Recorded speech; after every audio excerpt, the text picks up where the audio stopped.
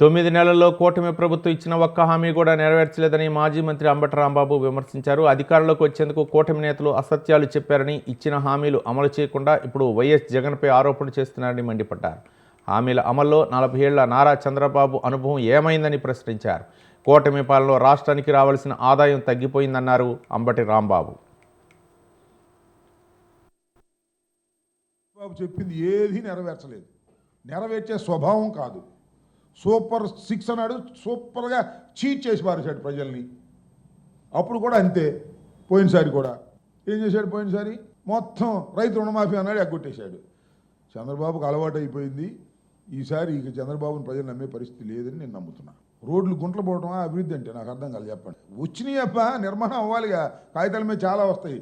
Central government ఆర్ఓబీలు అంటే central government state government కలిపి చేసే క్రమంలో వస్తాయి. అవి కాదు నేనేది. 26,000 కోట్లు తీసుకొచ్చి అమరావతిని అభివృద్ధి చేస్తా అంట. 26,000 కోట్లు అప్పు తీసుకొచ్చి, విన్నావా?